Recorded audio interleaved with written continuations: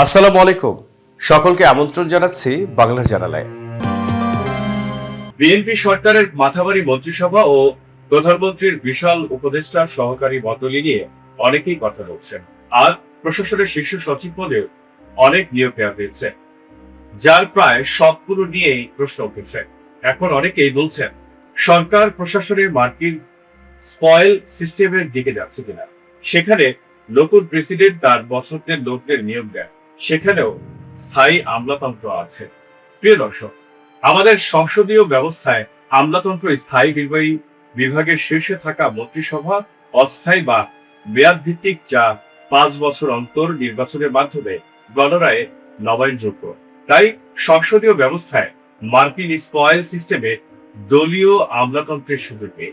প্রিয় দর্শক, প্রশাসনে শেখ হাসিনার 15 বছরের শাসনামলে মেধা তালিকার শীর্ষে থাকা অনেক কর্মকর্তাকে বিএনপি সংশ্লিষ্টতার কারণে কিংবা কারণ ছাড়াই পদোন্নতি বঞ্চিত করা হয়েছে। 82 ব্যাচের 4 জনকে চাকরিচ্যুত করা হয়। এর মধ্যে 3 জন আকমল হোসেন আজাদ, নাসিমুল গনি ও ডক্টর আব্দুল মোমিনকে অন্তর্বর্তী সরকারের উপদেষ্টা আলী ইমাম মজুমদারের উদ্যোগে 2 বছরের চুক্তিভিত্তিক নিয়োগ দেওয়া হয়। মোহাম্মদ শফিউল্লাহকে বঞ্চিত করা হয় অন্তর্বর্তী সরকার 82 ব্যাচের মেধা তালিকার শীর্ষে থাকা ডক্টর শেখ আব্দুল রশিদকে। প্রথমে শিক্ষা সচিব ও পরে মন্ত্রিপরিষদ সচিব করলেও মেধা তালিকায় দ্বিতীয় কবির মোহাম্মদ আশরাফ আলমকে বাদ দিয়ে ওই ব্যাচেরই কয়েকজন সহ অন্যান্য ব্যাচের কিছু কর্মকর্তাকে 2 বছরের চুক্তিভিত্তিক নিয়োগ দেয়। এক্ষেত্রে ব্যক্তিগত যোগাযোগ ও কিছু ক্ষেত্রে বিএনপির তদবির ছিল। প্রিয় দর্শক, বিএনপি সরকার এসে অবসরে যাওয়া মন্ত্রীদের চুক্তিভিত্তিতে সচিব নিয়োগের ক্ষেত্রে কোনো নীতিমালাই অনুসরণ করে।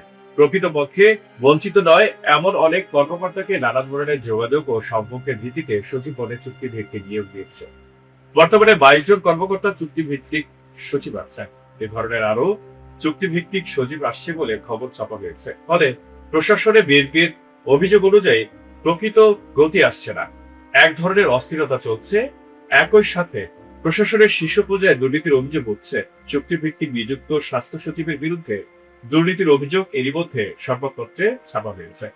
কঠোরভাবে অনুসৃত নীতিমালার ভিত্তিতে মেধা তালিকার শীর্ষে থাকা প্রকৃতই বঞ্চিতদের চুক্তিভিত্তিক নিয়োগ দিলে প্রশাসনে হতাশা ও অস্থিরতা থাকবে। অতি উচ্চ মূল্যে পদ বাণিজ্যের অভিযোগ এড়ানো যেত। কিন্তু বিএনপি মহাসচিবের ভাষায় আমি সরকারে, আমার লোকজন থাকবে না, এই মনোভাবের কারণে সরকার যে বড় ধরনের দুর্নামের মধ্যে পড়তে যাচ্ছে সেটা বোঝার বা প্রধানমন্ত্রীকে বোঝানোর লোক গঠিকে নেই। মন্ত্রিসভা বা বিপুল সংখ্যক উপদেষ্টা ও বিশেষ সহকারীদের মধ্যে একজনও আছে বলে তাও মনে হচ্ছে না। প্রিয় দর্শক, দুর্নীতি সহনশীল তারেক রহমানের মেদবহুল সরকারের ভাবমূর্তি তৈরি নিয়ে কোনো উদ্বেগ দেখা যাচ্ছে না। ক্ষমতা এরই মধ্যে দলটির দৃষ্টিভঙ্গিতে ছাড়ির বলে ফেলেছে। এখনই অপারেশন না করলে এই ছাড়ি 5 বছরের মেয়াদ পূর্তির অনেক আগেই ক্ষমতা অন্ধত্বে রূপ নিতে পারে। তত্ত্বাবধায়ক সরকারের অধীনে 2032 সালের জুন মাসের আগে অনুষ্ঠেয় চতুর্দশ সংসদ নির্বাচনে বিএনপিকে এইসব কারণে দুর্ভোগ পোহাতে হতে পারে। কারণ সে সময় বিএনপি সরকারে থাকবে না, নিজের এই লোকজনও থাকবে না। প্রিয় দর্শক, আপনার কি মনে হয়? আপনার মূল্যবান মতামত জানাতে পারেন আমাদের এই ভিডিওতে। ভালো থাকবেন, সুস্থ থাকবেন। আল্লাহ।